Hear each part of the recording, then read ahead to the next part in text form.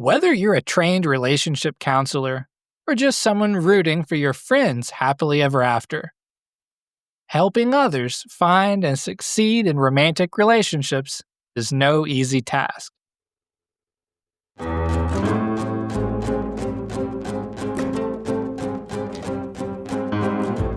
Hello there, this is Bradley, and you're listening to Psych Everywhere, a podcast by Psych-I, the International Honor Society in Psychology. For this show, distinguished guests weigh in on applying psychological science to a diverse range of current events and to better your life. Listen for free wherever you go for podcasts, or see the link in the show note for a written transcript of this episode. This episode was made possible through a Psych-I sponsorship with the Alliant International University, California School of Professional Psychology. If you'd like to learn about graduate programs at CSPP, be sure to check out the link in the show notes for this episode. Last week on the show, Dr. Seema Saigal joined us to talk all about how to find love, from what makes a great first impression to how to overcome shyness, to tips for identifying and building romantic relationships that last. As you know, psychologists and Psych-I members commonly highly value helping others. So for this episode, let's look at last week's conversation from a very different angle. Instead of discussing how do I find love, we'll dive into how do I help others build meaningful romantic relationships. Returning to pick up where we left off is Dr. Saigal, a licensed clinical psychologist and professor in the PsyD program at CSPP. Dr. Saigal combines deep academic knowledge with hands-on clinical experience, focusing on how close relationships and the interplay of personality traits, mental health, behavior patterns, and physical proximity shape well-being and relational fulfillment. Celebrated for her excellence in teaching and mentorship, she supports others in developing resilience, enhancing self-understanding, and creating more authentic, lasting connections. Let's jump into the first question. From a psychologist's perspective, what are some of the most effective strategies to help people, get themselves into a position to find love? Okay, that's a great question. So I have a couple ideas. And so I think really knowing yourself and knowing your strengths, definitely showing up for sure. I would say self-disclosure and vulnerability is huge because self-disclosure and vulnerability build intimacy. There was the classic Art Aaron study, 36 questions. You could go up to a stranger, ask them these 36 questions, and all of a sudden you have so much intimacy and so much closeness. It's really like a cheat. So I would say that is huge.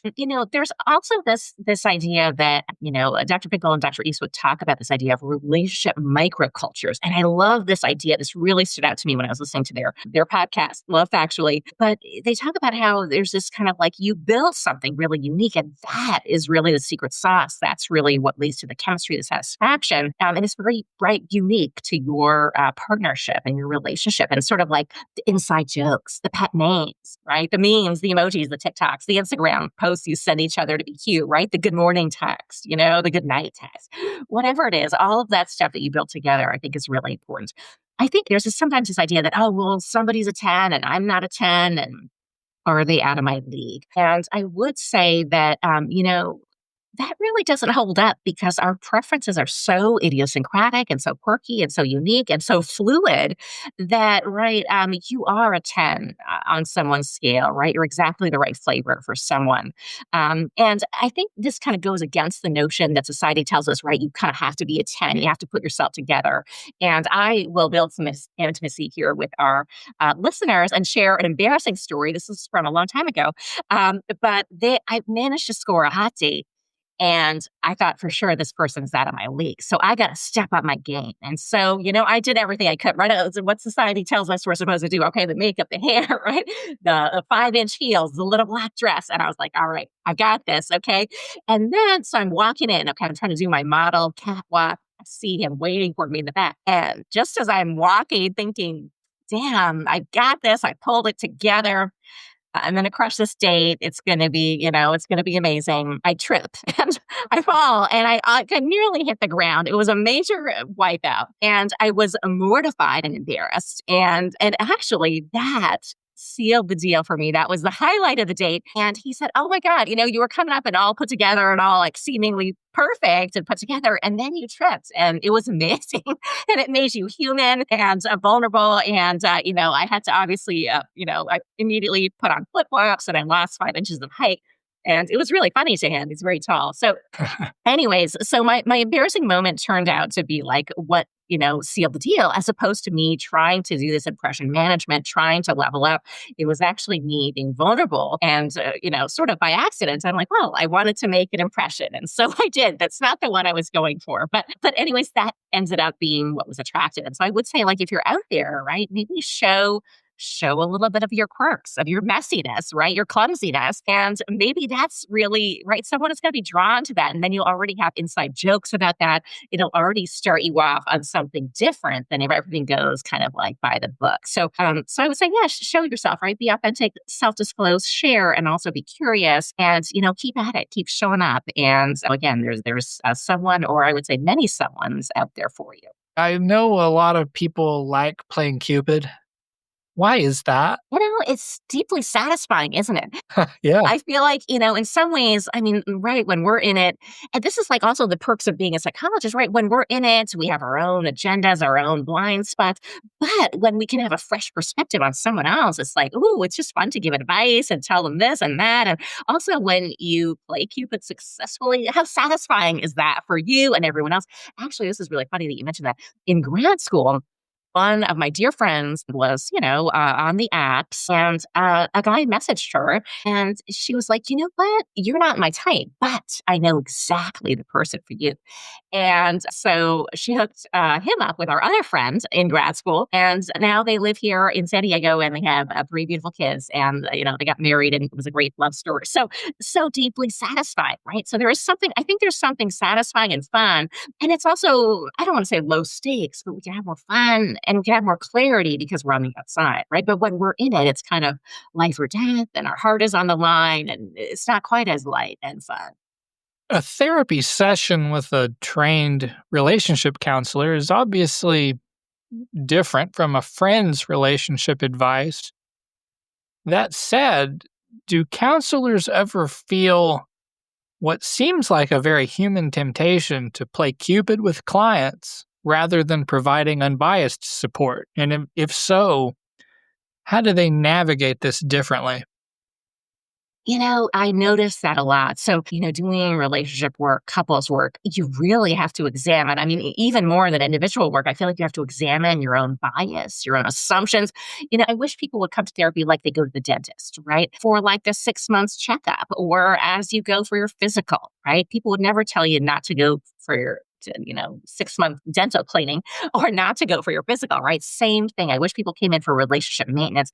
The sad part is they come to you when they're on their last legs oftentimes, or when they're almost already decided, or at least one person has decided, and they are just kind of doing couples therapy to say they did it, but they're not really trying, right? They're already halfway out the door and you're like, come back. And so that is something I've had to ask myself is, am I trying to keep them together when they don't want to stay together and or when that's not right for them, right? There's this kind of, I think, pressure to find love, to keep love. And there's a sense that it's a failure if you are not successful, right? But I want to really dispel that notion because sometimes relationships are successful. And even if they end and you go separate ways, it doesn't, negate the previous years you had together, right? Life is complicated, takes many turns, and we also keep changing and growing. And so although that person may have fit, right, for a long time, and it may have been really thrilling and successful and satisfying for a long time, doesn't mean that will always continue. So I feel like definitely as a therapist, one has to always challenge one's own goals and notions and really be focused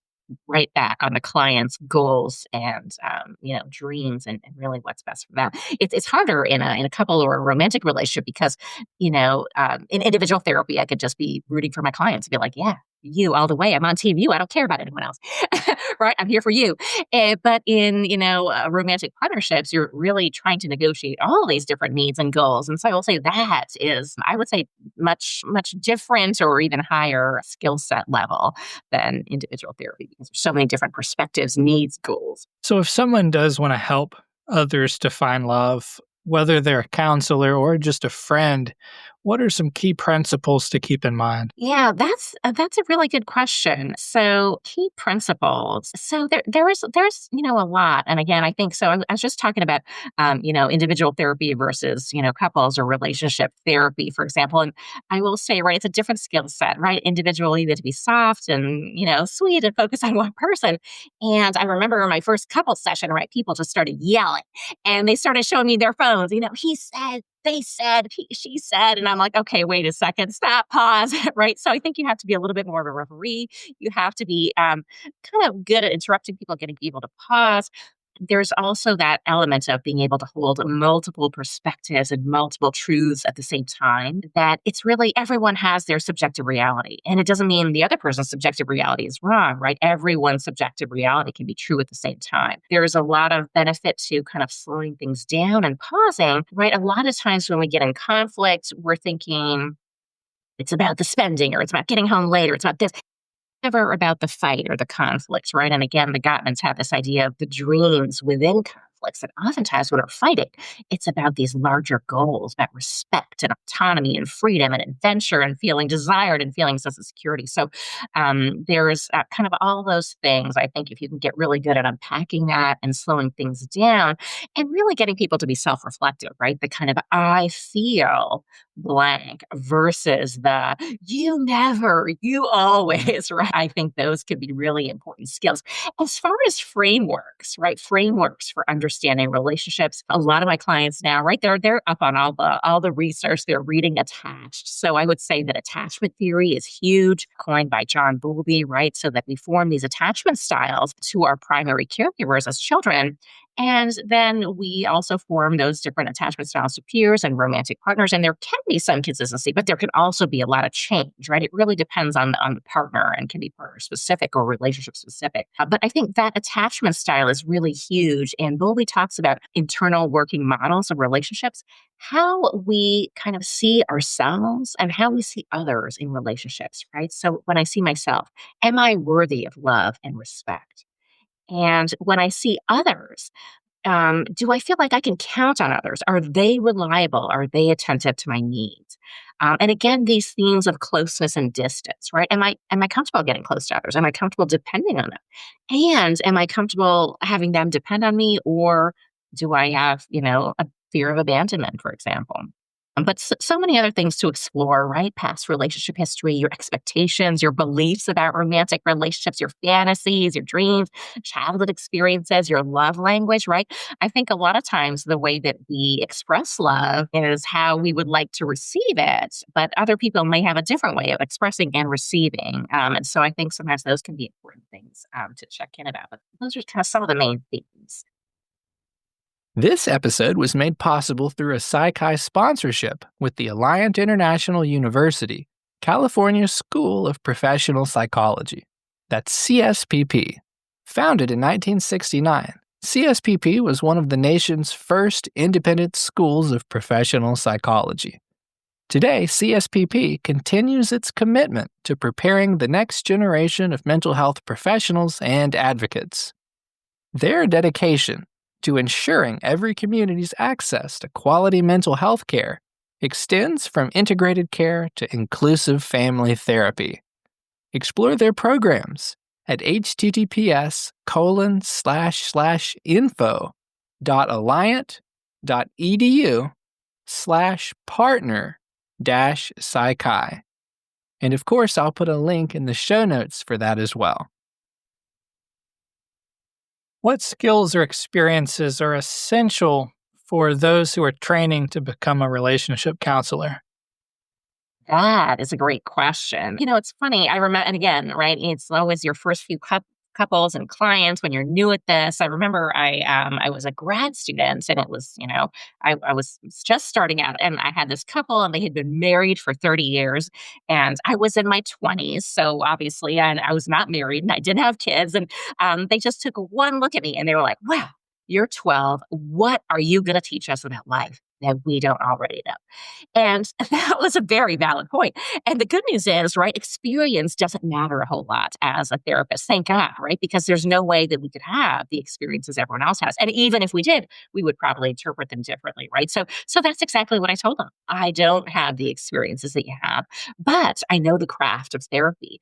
And so because I know the tools, I can kind of help you. And because you know your life, we can really build something together. So I would say that's probably the biggest thing is really knowing kind of the tools versus having the life experience. And sometimes even when you share the life experience, it can actually be a blind spot, right? Because you may assume that you know what that was like when it's different for everyone. So again, some of these skills in relationship therapy, I would say, are different from individual therapy, right? Being able to be the referee a little bit, being able to pause, being able to go a little bit deeper to feelings as well as dreams, right? The dreams are hiding, the unfulfilled dreams are always hiding underneath the layer of the conflict. And so I think being able to go deeper is a great skill for a relationship counselor. And kind of again, right, you got this balance, right? There's a lot of conflict, a lot of negativity. And I think one of your main jobs is really to bring back that spark, right? We talked about the early days, the magic. I was listening to that Esther Perel podcast, and she had a lovely couple, and they talked about meeting at this masquerade ball.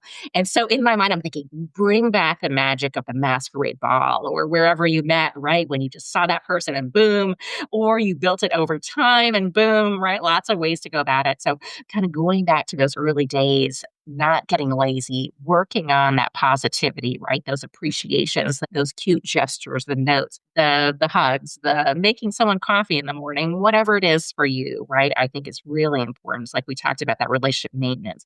And so helping the couple bring that back, right? I think we can really forget how to do that. But getting people back in that space where they can do that, I think is really huge.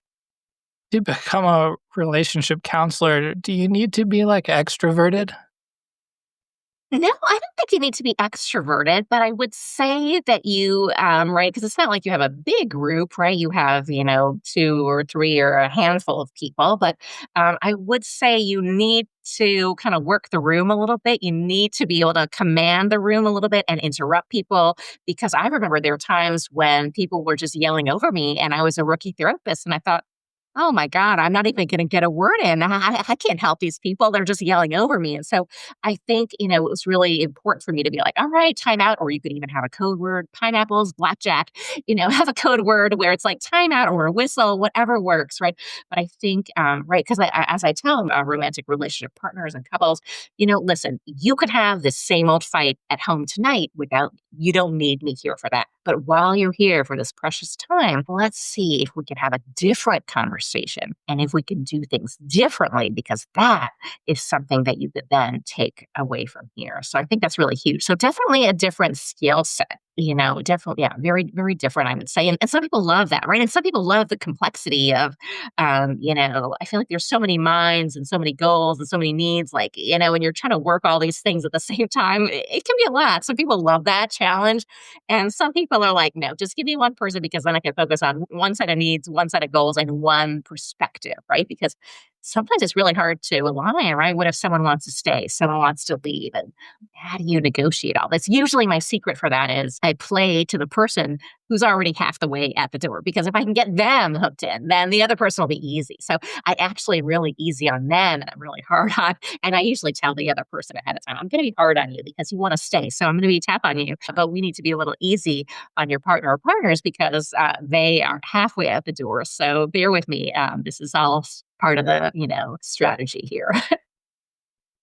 You mentioned earlier about how people don't usually come in until the relationship's already in shambles. And Correct. you mentioned how you kind of treat the person if there's someone who's got one foot out the door, you might treat them a little bit differently. So what do you say, though, if you've got a client who's just given up on love or given up on the relationship? Are they coming to me as a couple or partnership, or are they coming to me as an individual client?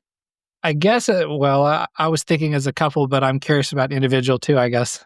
Yes, and so that is really challenging, right? Because and I have seen that before, and so I always this is something I go back to, right? And this is kind of a cornerstone of motivational interviewing is, well, something brought you to therapy. So you're here. So that tells me that there is like, even if it's just 1%, there's a 1% chance, this could work and that you're willing to try. Right. And then I also tell people, and I think this is, this may ring true for many, right? If you end a relationship and if you leave, it's hard to go back. So I'm always bargaining with my clients. Give me a week. Give me 2 weeks. Give me 10 sessions. Give me 12 sessions.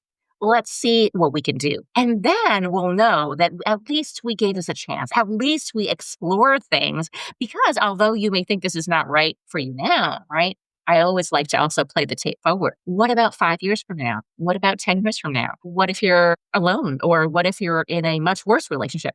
And you're thinking back to this one and you're thinking, "Ah, I should have worked on that. Why didn't I work harder on that? Why did I leave that relationship? Oh, they're the one who got away."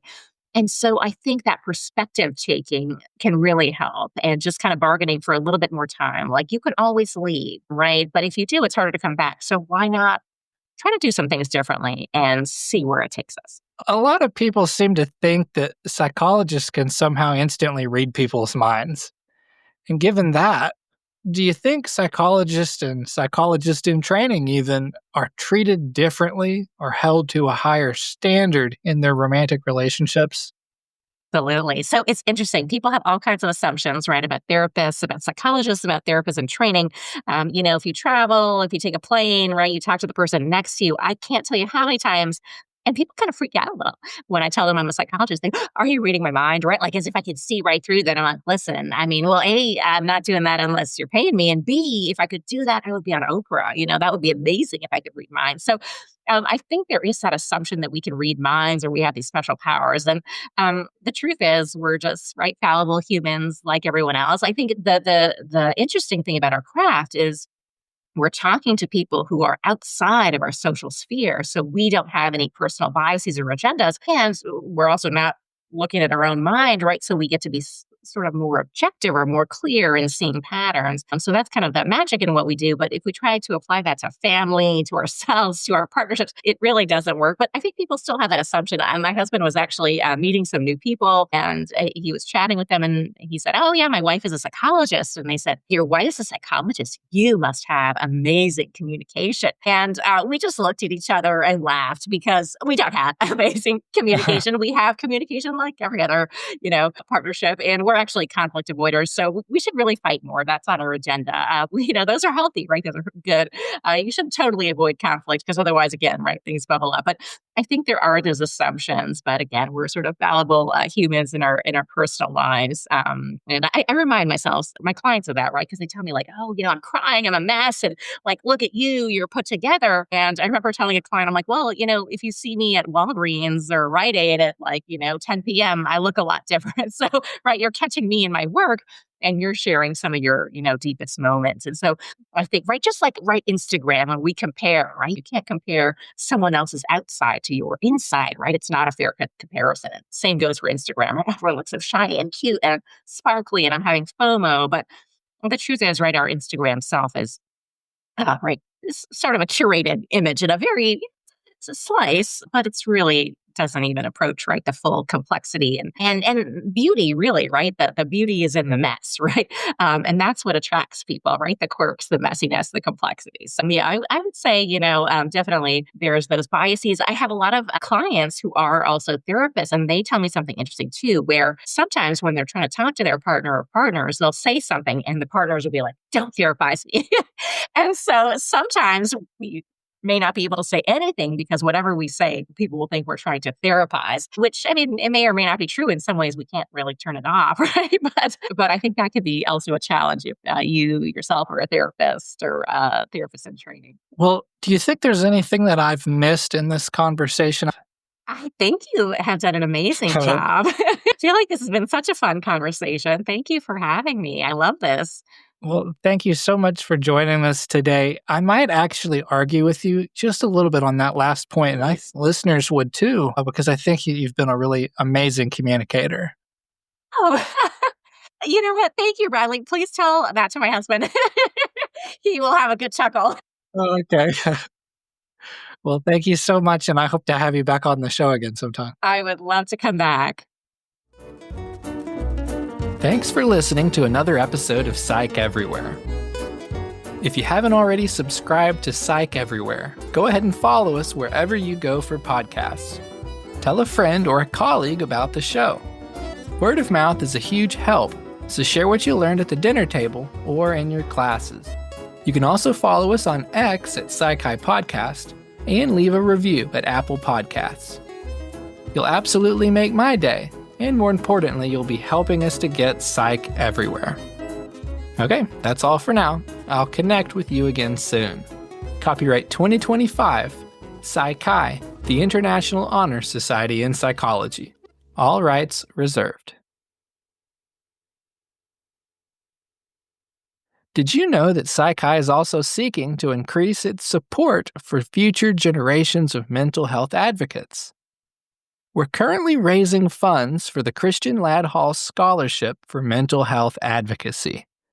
Christian Ladd Hall was a young man whose life was impacted by bipolar disorder 2. To honor Christian, this scholarship will annually support one undergraduate or graduate student seeking a career in mental health advocacy.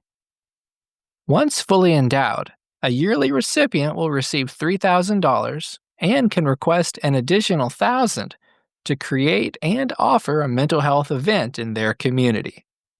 To learn more or donate to this scholarship, please visit the link in the show notes.